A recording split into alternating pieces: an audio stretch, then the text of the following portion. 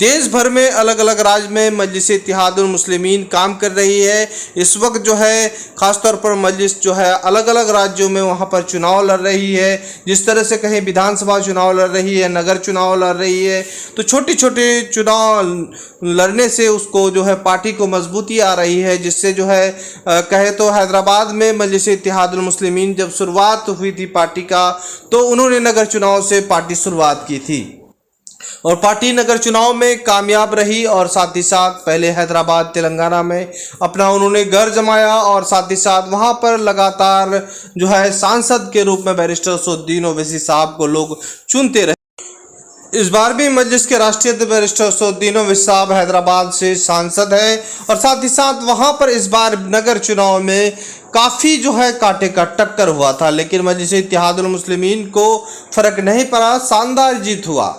हालांकि बिहार में भी बड़ी कामयाबी मिली, लेकिन बंगाल को इस बार कामयाबी नहीं मिली, क्योंकि बंगाल पहली दफ़ा वहां पर पहुंची है। हालांकि बैरिस्टर असदुद्दीन ओवैसी साहब ने कहा था कि बंगाल एंट्री है और बंगाल में समीकरण को तोड़ा गया और किस तरह से बंगाल की जो राजनीतिक माहौल को क्रिएट किया गया, भली भांति आप लोग वाकिफ़ है। और बताते चलें कि बंगाल में बैरिस्टर असदुद्दीन ओवैसी साहब चुनाव लड़ने से हार नहीं मारे हैं। वहाँ पर जो है जिला चुनाव हो या नगर चुनाव हो, अब जो है पार्टी वहाँ पर जो हर चुनाव लड़ने का पूरा मुकम्मल इरादा बनाया गया है। और साथ ही साथ जो है बैरिस्टर असदुद्दीन ओवैसी साहब अपने स्पीच के दौरान भी कह दिया था।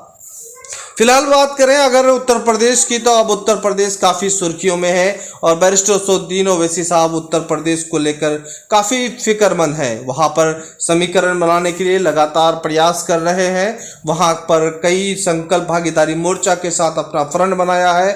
फिलहाल ताज़ा अपडेट के मुताबिक 100 सीटों की खबरें वहाँ पर भी है और वहाँ पर जो टीम है बड़ी मजबूत टीम है।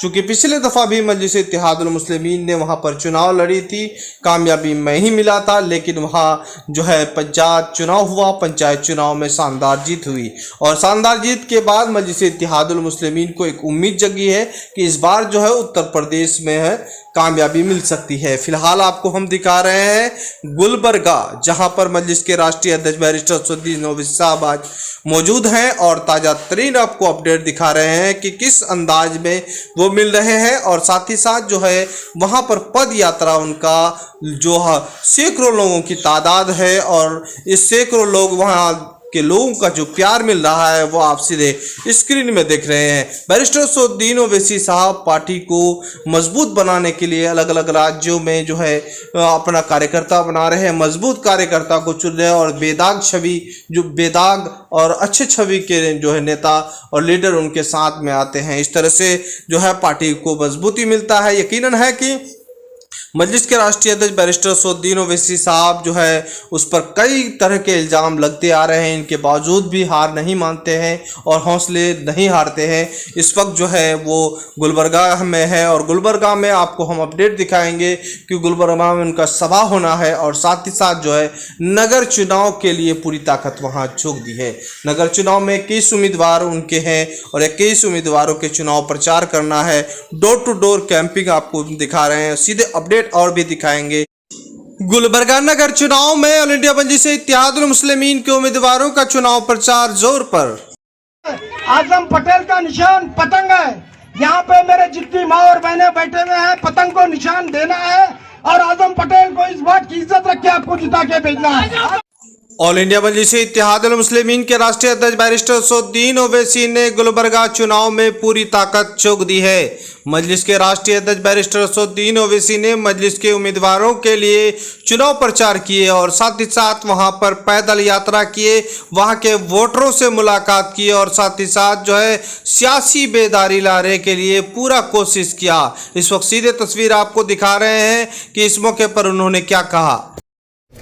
मैं आप तमाम से इस वार्ड नंबर 1 के तमाम राय दहिंदगान से, वोटर से, हमारी इज्जतदार माँ और बहनों से गुजारिश करने आया हूं कि कलबुर्गी के बल्दिया के इंतखाबात में यहां से मजलिस इत्तेहादुल मुस्लिमीन के उम्मीदवार जनाब मैनू साहब हैं। मेरी आप तमाम से यह अदबन गुजारिश है, रिक्वेस्ट है कि आप अपना एक वोट पतंग के निशान पर देकर अपनी पार्टी को कामयाब करिए। और मजलिस इत्तेहादुल मुस्लिमीन की कोशिश यही है कि कलबुर्गी में जो बेइंतहा बल्दी मसाइल है, पीने के पानी का मसला है, ड्रेनेज और रोड नाफिस है, स्कूल के मसले हैं, और सबसे ज्यादा अहम यहां पर आपकी एक सियासी लीडरशिप को पैदा करना है। बरसों आपने मुख्तलिफ सियासी पार्टियों का साथ दिया, उनको आपने बड़े बड़े ओहदों पर कामयाब किया, मगर आज गुलबर्गा में एक बहुत बड़ा फुकदान है, बहुत बड़ी कमी है मुस्लिम अक़लियत की एक सियासी आवाज की और एक लीडरशिप की। ये बल्दी इंतखाबात यकीनन आपके तमाम मसाइल को हल करने के लिए भी है, और साथ ही साथ आपको जमीनी सतह से ग्रास रूट लेवल पर आपको अपनी लीडरशिप को मजबूत करना है। आपने बरसों कांग्रेस पार्टी को वोट दिया, मगर आज आप देखते हैं कि कर्नाटका में कांग्रेस के ही एमएलए बीजेपी में शामिल होकर बीजेपी की हुकूमत बनाने में वो मददगार साबित होते हैं। इसीलिए आपसे मेरी गुजारिश है कि आप अपने एक एक वोट का सही इस्तेमाल करिए। कल तक आपके पास कोई मुतबादिल नहीं था, कोई ऑप्शन नहीं था। आज मजलिस इत्तेहादुल मुस्लिमीन गुलबर्गा में आपके दरमियान में है, और इंशाअल्लाह ताला मुझे पूरी उम्मीद है कि आप तमाम लोग एक अच्छा फैसला लेकर यहां से मजलिस इत्तेहादुल मुस्लिमीन के उम्मीदवार जनाब मैनू साहब को कामयाब करेंगे, और यहां से इस बल्दी इंतखाबात में कामयाबी इंशाअल्लाह ताला 1.5 साल के अंदर जो असेंबली के इंतखाबात होने जा रहे हैं, वो यहां से आपकी इस असेंबली सीट से पहले ही मजलिस ने इस बात का फैसला लिया और आपको इत्तला भी दी कि हमारे उम्मीदवार मजलिस के जनाब इलियास बागवान साहब होंगे।